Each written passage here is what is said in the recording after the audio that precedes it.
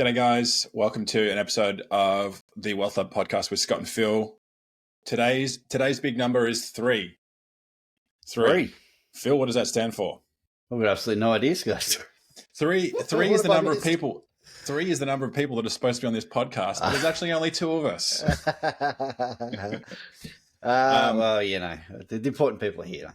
God, absolutely. So friends, if you're listening to this podcast for the first time, welcome. If you have listened to the most recent couple ones, Phil and I were hosted very kindly by a colleague of ours who runs a mortgage broking business, and he went really hard. He invested into a podcast setup. He had the whole lot, and me and Phil were super skeptical. The 2 of us went, mate, what are you doing putting your chips into a freaking podcast when your business is 8 months old? Probably not a good way to use your resources and time. But if you want to host us, go for it. We're happy to tell the world. Yeah. So that, that was 2 months ago, mate. So we rolled in a little bit skeptically to be interviewed by this dude, and unfortunately, the unintended benefit unintended issue was that everyone. If you're listening to it, you called us. We had people phone me afterwards and be like, "Guys, what you were doing before was a bit shit. You've really upgraded. Having like this professional podcast setup is just so much better." And then the 2 of us are in the car looking at each other, being like, "Oh dear." Yep. Good. Yeah. So it was a significant step up. Let's say. Yeah. Yeah. Correct. So.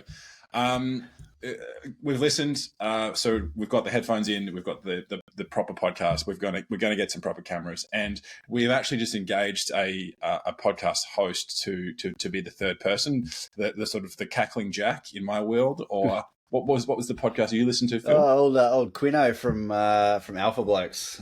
Right. Yep. So it's like the layman. It's like basically the layman sitting on the side of the track, just being like, "What are you guys talking about?" Is the dynamic that we have planned, and all well and good, all ready to go. And now, unfortunately, Luke is sick, so he'll be in for the next one. Righto. So look, let's get rolling. So in terms of our conversations today, we're just going to kick off with our epic retiree story, some interesting financial planning moments that go wrong, and just some funny mistakes that we see retirees making. Phil, any other elements that I missed from that? Or if not, we'll get into it. I think that's good, mate. Yeah, I think, I was just reading an article that struck out to me. It was a 86-year-old woman in Florida that's living on a cruise ship in retirement. So apparently her husband was an ex-investment banker. I don't think they're short on coin. The daughter convinced her to sell the house, and away she goes. Have a guess what you reckon she spent the last 12 months? All right, well, give me some more information, because I reckon I'll get this. Go. Give me some more info. Well, look, it looks like she's doing it up pretty well. So she's in a stateroom, one of the top floors. She's obviously got a window and a balcony and all that sort of gear. Yeah. All inclusive. Looks like a pretty nice cruise ship. Some ballroom dancing lessons every night. So she's, Jesus. Yeah, she's really doing it. She's getting after it. All right. Yep. I mean, those things can sell for doesn't the suite sell for like $400,000 or something like that? So you can buy it and then you pay like ongoing fees. Yeah. So I'll say $100,000 a year, something like that. Yeah, mate, keep going. So she was up to, for the last 12 months, $164,000 US. So it's about $240,000 Australian. So this is really relevant for our listeners, being like, "Hey, here's a strategy to spend $240,000 per annum on your $240,000 per annum." But anyway, the reason that stuck out to me is it's actually funny. I do have a client, and it is her goal that when she retires to live on a cruise ship. So she's currently FIFO worker, used to living in mining camps, used to having meals provided, all that gear. She's like, I can live in a small room and get fed every day, no worries. So we've actually been doing a bit of digging into what it costs and what some of the prices look like, so we can actually, do some planning around this. And so through that research, I actually came across. So this is just how crazy Australia's cost of living's gotten with inflation the way it's been. But somebody actually sat down and did the math on the average cost of living for a couple in Sydney versus the average cost of living on a cruise ship. And if you're comfortable living in an inside cabin on a lower deck, they reckon it was about $2,000 a month cheaper to live on the cruise ship with everything provided than to live in Sydney. So caught that. It was about, hang on, where's my notes? I had it written down somewhere. $3,600 per month, I reckon, which is actually pretty good going. So $3,600 per month, so that's like 50 grand a year, something like that. Yeah. But having not been look, if you're listening to this, please tell us. Isn't it like the ancillary expenses that get you? It's all the drinks, it's all the extras. That was all included, mate. So it's meals, it was drinks, all of that. Jesus. Yeah. Well, I guess the only thing you're exposing yourself is let's just hope that that business doesn't go broke.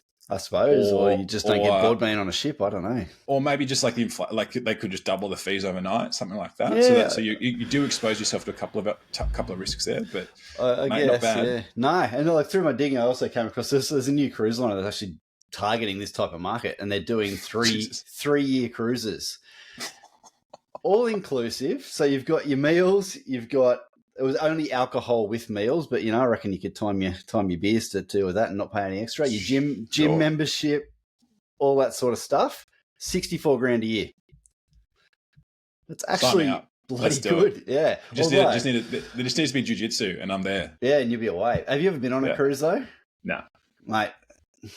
Yeah, look, it'd be my idea of a nightmare having to live on a cruise ship. We went once 2 weeks. It was 2 weeks too long. I was ready to jump overboard the first day. But it was like swim back home.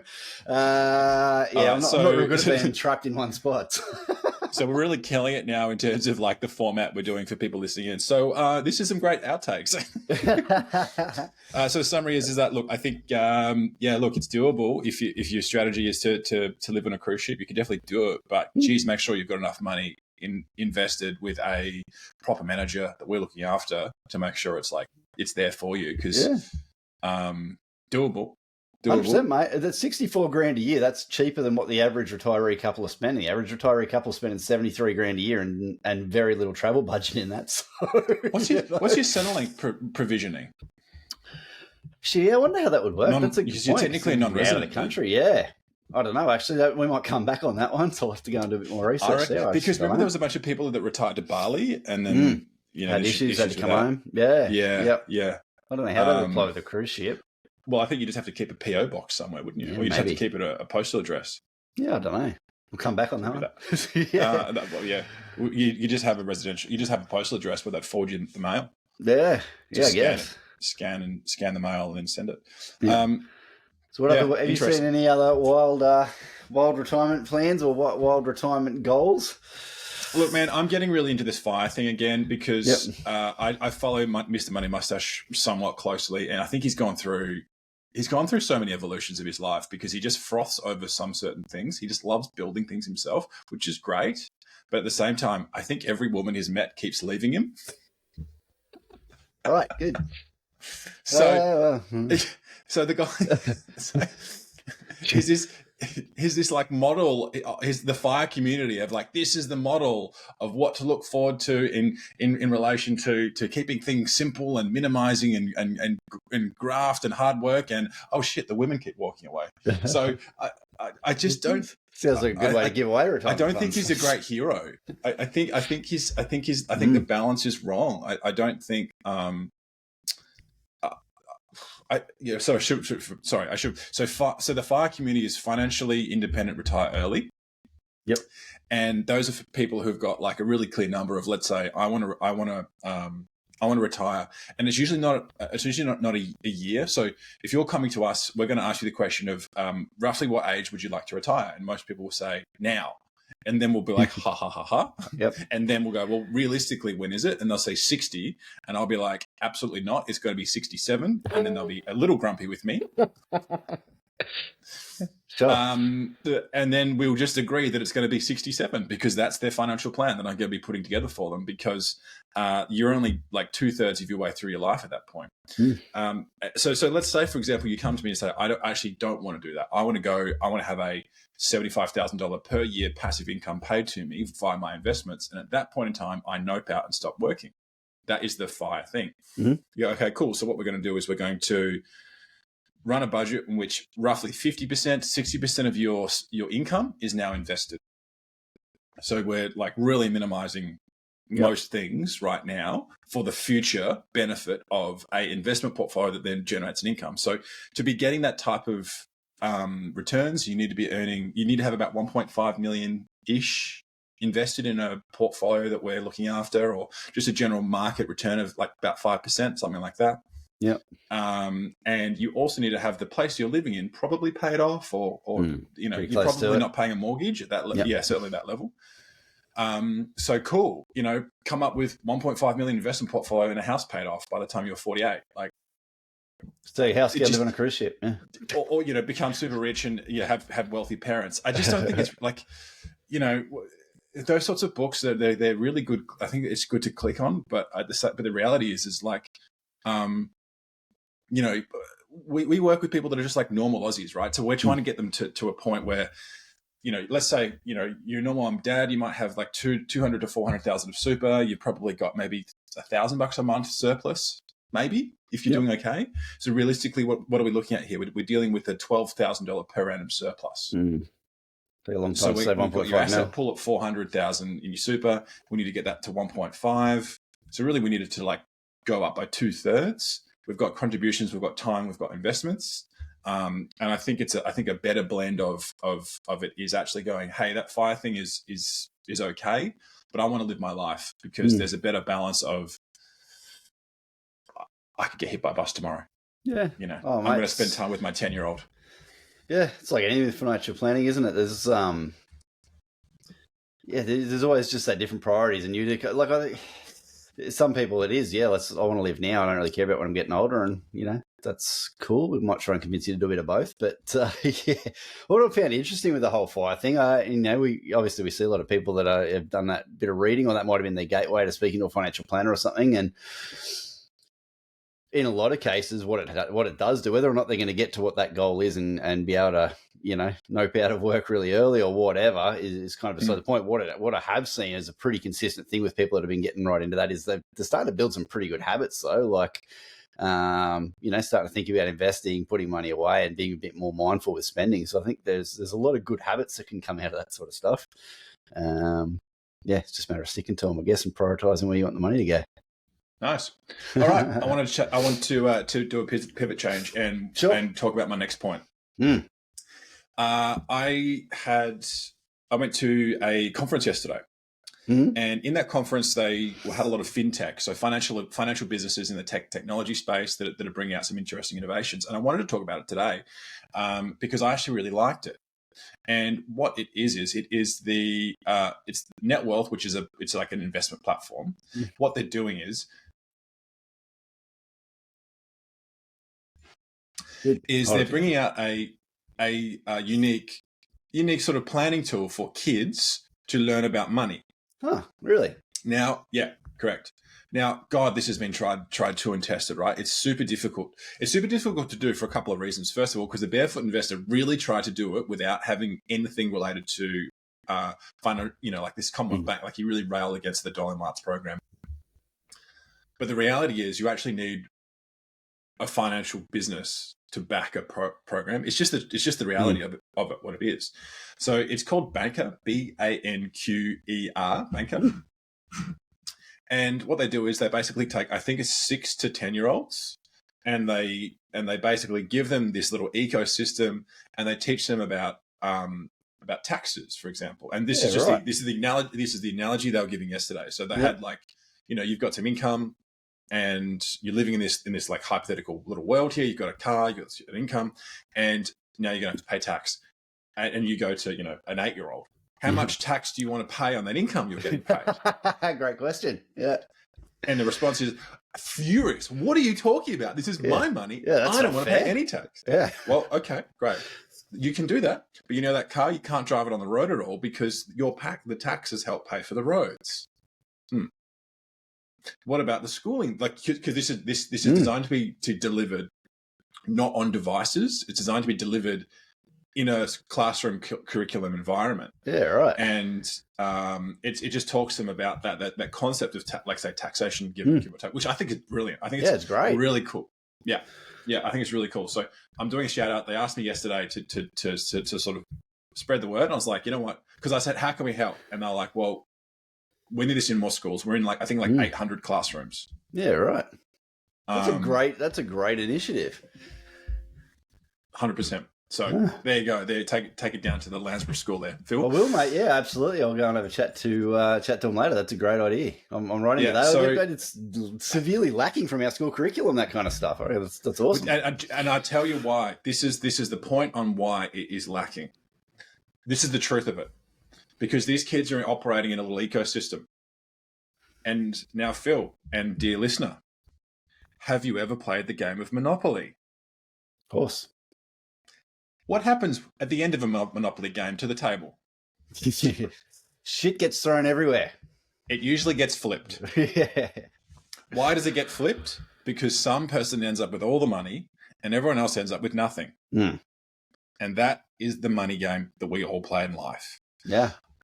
Wealth congregates at the top and everyone else gets left behind. That's the way it works. Mm. You could look at 18th century Florence, 16th century Holland, modern day Australia. Doesn't matter time, wealth accrues at the top automatically, and that's just the way it works. That's just how it works.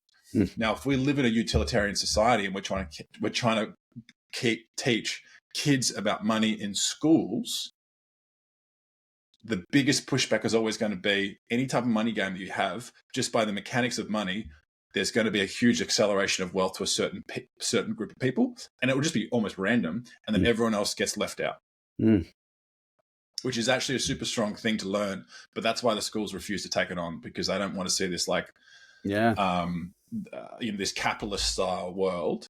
And that's my hot take. Having sat through this presentation, and that's my thought. That's interesting. Well, I don't know if this is true or not, but I did read somewhere the other day that supposedly Monopoly was developed by a Quaker woman as a way to demonstrate the evils of somebody hoarding property and how bad that is for society. Now, I don't know if that's true, but the end result of most Monopoly games probably dictates that it is teaching that lesson. I don't know.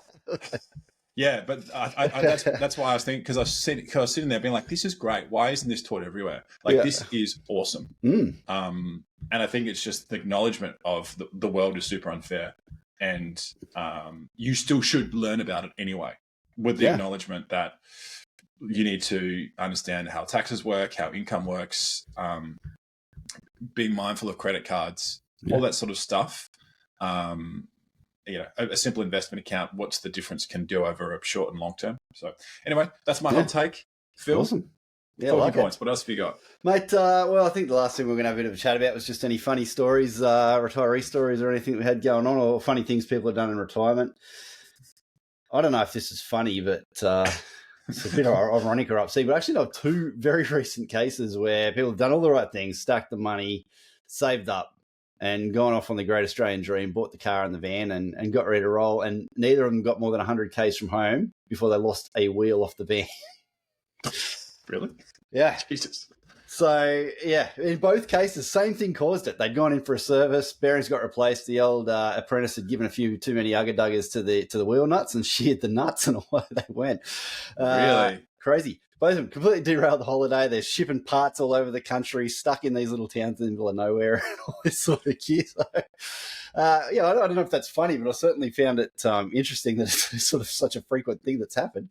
Well, it would make sense, right? Because, we're about to set off on this big trip. Let's go get the car serviced and the van looking all right. Yeah, doing all the right things. I've saved, I've bought the thing, I've planned my trip, I've gone and done the service beforehand, and bang, somebody else's poor dedication to their craft has derailed you. So there's a I don't know if it's a funny story, but it's certainly a hot tip if you're. Where's the takeaway from that? Don't get it But I don't know. Check your wheel nuts before you leave home. Or maybe do 100K. Maybe do the 100K trip first, and then come back and be like, "We're good." Then do the 1,000K trip. Possibly, and maybe all retirees need to have a torque wrench in their toolkit so they can double check them. Now I'm making myself paranoid because I'm about to hook the man up on Sunday. So I don't probably know. That's not about how big's a torque wrench. What do I need to get that off the wheels? No, it would just be so you can actually check they've been torqued right and they're not so tight that they're going to shear your bolts, or so loose they're going to fall off. This is a classic, Phil. Good. I'm glad, mate. As this is a dumb because I got no idea. I'd be like, I don't know. Yeah, just keep going till the wheel falls off. Oh, no, just caravaning's not for me, my man. Yeah, no. Look, I don't know what the takeaway there is. I think it probably the real takeaway is it doesn't matter how prepared you are, some shit's going to happen at some point. Make sure you got the budget to sort it out. Friends, tune into the Wealth Hub podcast for other great financial insights. All right. Yeah. We've got a Trump and Harris election coming in. That's what now 3 months away. Markets can't figure themselves out. It's been really interesting following it. I've been following it way too closely on X. Is this come on your radar at all? Mate, I just saw some outtakes from the debate the other day, and mate, it was interesting. Camilla did great. I think she really she really threw him off his off kilter a bit. I think it was interesting. Well, she just prepared because Trump's like super. This is what I was watching, like some talking head, and they're like, he is super predictable now. So she basically will throw out the red flag, and he'll be like a bull run at it. Yeah, she'll be like, he's going to do this. Blah, blah, and then he runs at it. He'd be like, look, I told you, he's just done this. And apparently she just had it was just a masterclass in it. Yeah, it was pretty impressive. The conspiracy is, if you go and look at the earrings she was wearing, she had these pearl earrings, and they are wireless headphones. That's the conspiracy. Yeah, right. Hadn't even noticed. I mean, it's actually the product. You can actually see the product online. It's literally just like, so she had like wireless headphones in, which she wasn't there was nothing stopping her from having them. Yeah. But it was just, I think it was a masterclass in piecing up Trump in terms of that specific debate format. Yep. Yeah. It was kind of fun to watch. Just that level of composure and stuff too. She held herself very well. Anyway. Yeah, it's all right. So in terms of financial markets, it's going to be a mix. Maintain diversification. The Wealth Lab anchor point portfolios that we are building out continue to do really well. We're really pleased with it. And if you've got any friends or family that you think would benefit from a chat with us, please do get in touch. We'd be more than happy to help. We've got some availability coming in the following weeks for new clients to come on board. And that's all. Phil, anything else you want to end on? Yeah, no, I think that's probably it from me, mate. I think, all good. All right. Thanks, guys. Have a great week. Beautiful. Thanks, guys. Cheers. Bye.